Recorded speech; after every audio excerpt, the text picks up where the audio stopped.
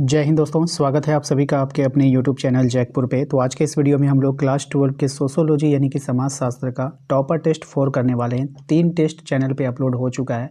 आपने नहीं देखा है तो जाकर देख लीजिएगा।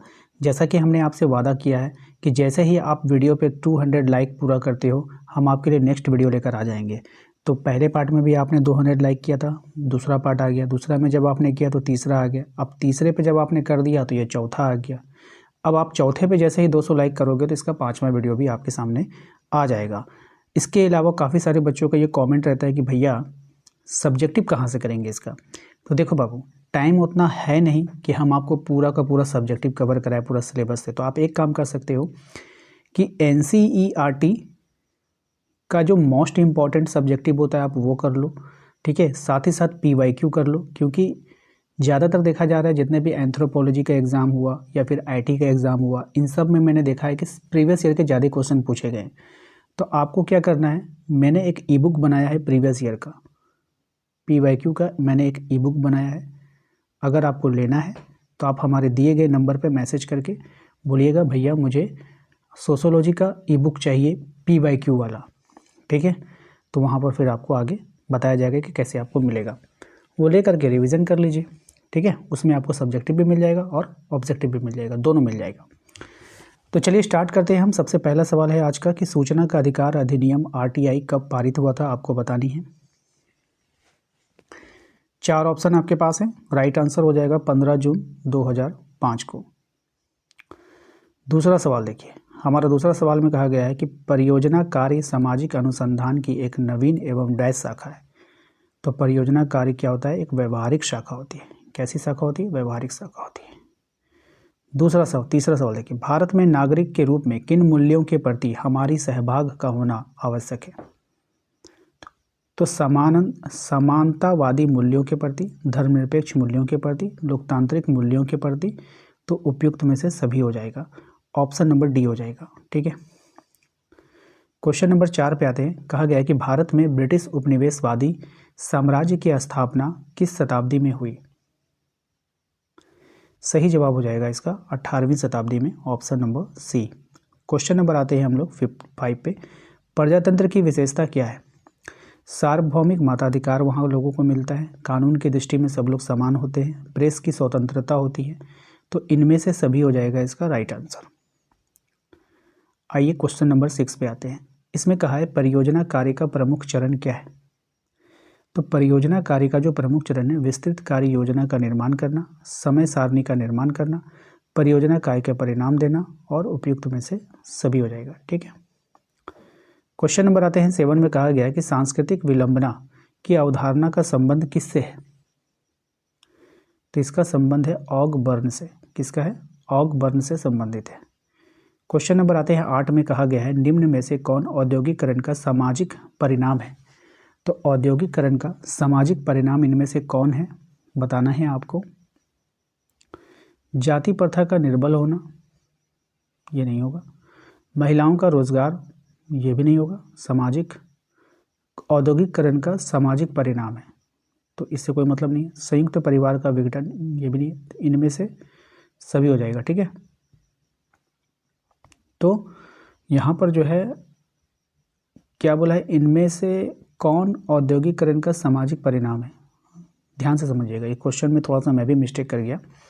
इस क्वेश्चन में आपसे कह रहा है कि कहीं पर भी अगर औद्योगिकरण होगा, औद्योगिक मतलब समझते हैं, मान के चलो एक बस्ती है, कि बस्ती में कोई फैक्ट्री लग रहा है काम करने के लिए, तो उसको औद्योगिकरण हो रहा है। वो औद्योगिकरण का सामाजिक परिणाम क्या होगा, ठीक है, क्या समाज पर उसका इफेक्ट पड़ेगा, वो आपको बतानी है। देखिए, जाति प्रथा का निर्बल होना, जाति प्रथा जो वहाँ पे होती है, जब लोगों के बीच में काम आ जाएगी तो लोग व्यस्त हो जाएंगे, काम उम करने लगेंगे, तो वहाँ पे जाति प्रथा निर्बल होगा। महिलाओं को रोजगार मिलता है, बिल्कुल मिलता है। संयुक्त परिवार का क्या होता है, विघटन होता है। यानी कि जब कोई लोग संयुक्त परिवार में रहते हैं तो जब औद्योगिकरण होता है तो परिवार टूटता है, कुछ लोग वहाँ जाके बस जाते हैं, कुछ वहाँ चले जाते हैं, काम के सिलसिले से कोई वहाँ चला जाता है, तो इन लोगों का विघटन भी होता है। तो इनमें से सभी हो जाएगा। अब ये थोड़ा सा समझने में मुझे दिक्कत हो गया था। चलिए क्वेश्चन नंबर आते हैं 9 में। कह रहे भारत में कुल प्रदेशों की संख्या कितनी है। तो भारत में कुल प्रदेशों की संख्या है आपका 28। आइए क्वेश्चन नंबर आते हैं 10 में। कह रहा है कि निम्नलिखित में से परियोजना कार्य की क्या विशेषता है। तो परियोजना कार्य की जो विशेषता है वो है निष्पक्ष एवं वास्तविक अध्ययन, व्यवहारिक ज्ञान से संबंधित, कार्य कारण संबंधित खोज, उपयुक्त में से सभी हो जाएगा। क्वेश्चन नंबर आते हैं 11 में कह रहा है 3 अवस्थाओं का सिद्धांत निम्न में से किसने दिया है। तो 3 अवस्थाओं का सिद्धांत दिया था ऑगस्ट काम्टे ने, ऑप्शन नंबर बी हो जाएगा। क्वेश्चन नंबर आते हैं 12 में, कहा गया किसने कहा ग्रामीण क्षेत्रों का नगरीय क्षेत्रों में बदलने की प्रक्रिया का नाम ही नगरीकरण है। ये किसने कहा था, ये कहा था E.F. बर्गल ने। किसने कहा, E.F. बर्गल ने। क्वेश्चन नंबर आते हैं 13 में, कहा राज्य का मौलिक तत्व क्या है।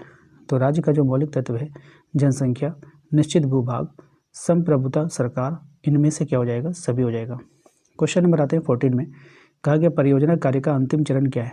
तो परियोजना कार्य का जो अंतिम चरण है वह आपका प्रतिवेदन का निर्माण, ठीक है, रिपोर्ट का निर्माण।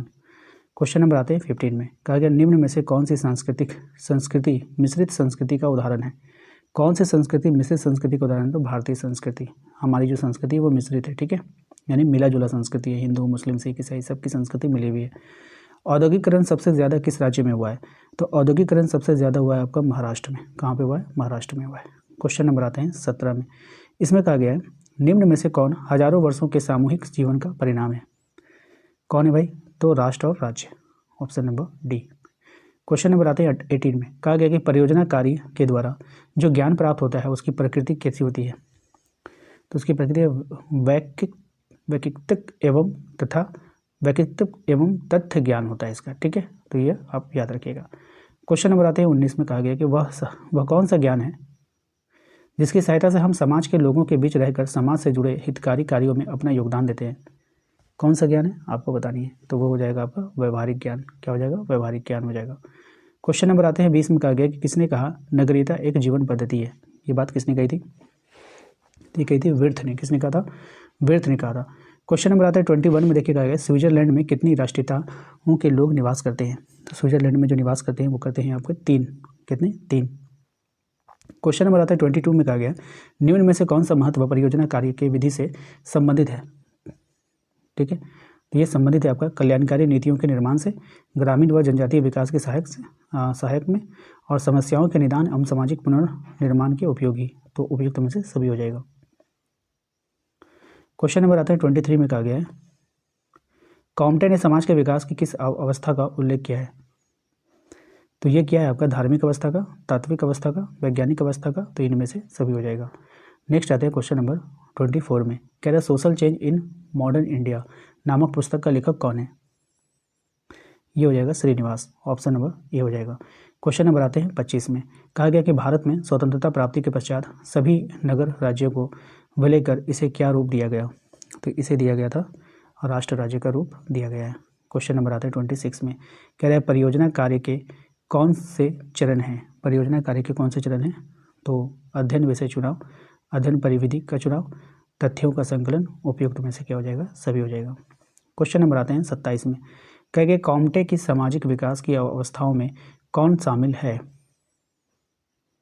धार्मिक अवस्था, तात्विक अवस्था, वैज्ञानिक अवस्था। तो इनमें से क्या हो जाएगा, सभी हो जाएगा।